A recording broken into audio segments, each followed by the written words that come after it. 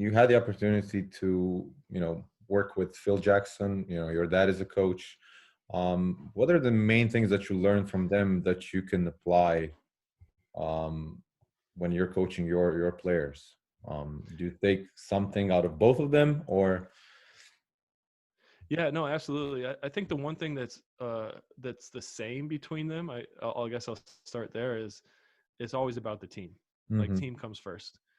And I think it's really, like we already talked about it, I think it's really difficult for, 19, 20-year-old, young 30-year-olds um, to really understand that, because we're so driven to be successful, and whatever got us to that point, is our drive to succeed and compete.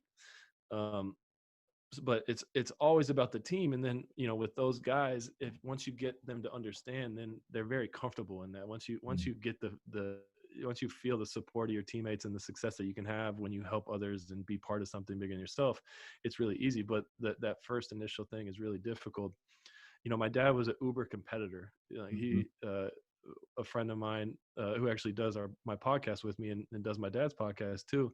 He asked my dad of his difference between or his thoughts on my dad's style versus Phil's style as a coach. And my dad articulated it really, really well. He said, Phil looked at the game as a dance. I looked at the game as a war. And he coached the game like it's a dance, whereas my dad coached the game like it was a war. And I think that's a beautiful way to describe it. Um, Whereas, I saw Phil where he was very kind of hands off, let you figure it out, and it was a dance. You saw guys kind of floundering around and figuring it out as they go, which is very valuable for a person to have.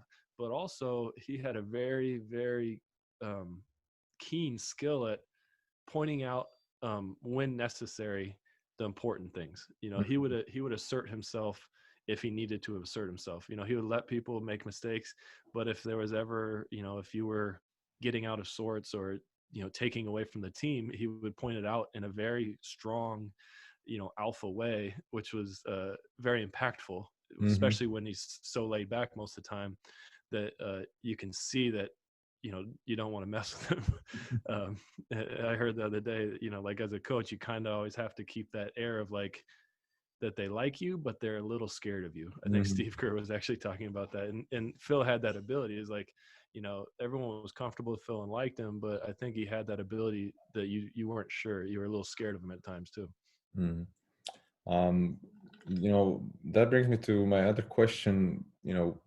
What do you think separates a good coach from a great coach? We touched upon a few things along the way, but what do you think are some of the key things that makes a great coach? Yeah, absolutely. Um, I think it's different for each person, to be honest. Um, like a Tom Thibodeau, I think he's like good to great, right?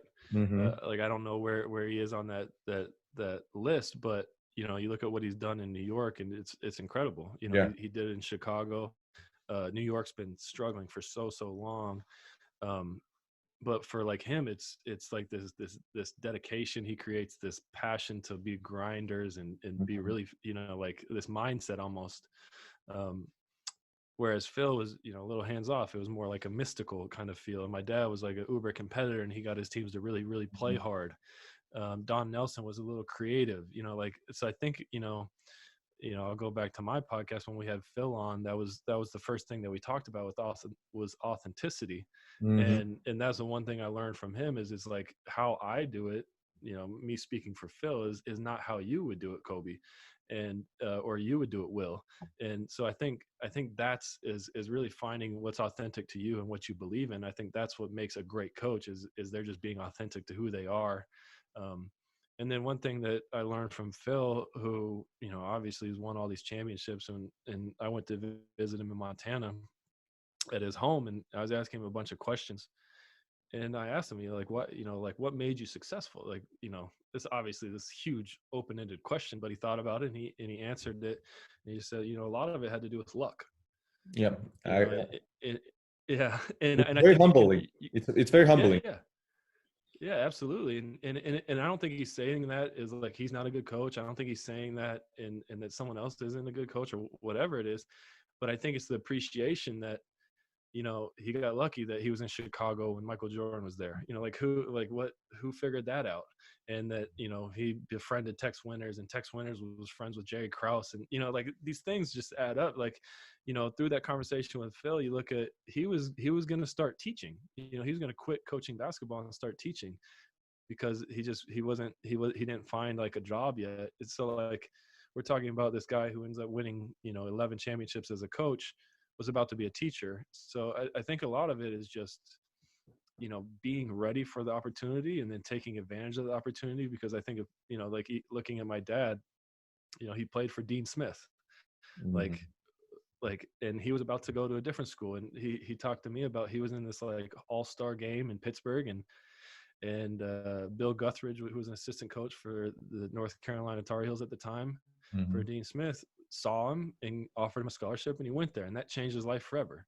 Mhm. And so, like, these things, like, I just don't think we know, what makes a great coach. I think your intention, like, caring about other people. Mhm. I think obviously hard work and being aware, and like seeing what's going on and accepting things as they are, I think very valuable things that we've kind of articulated throughout this conversation.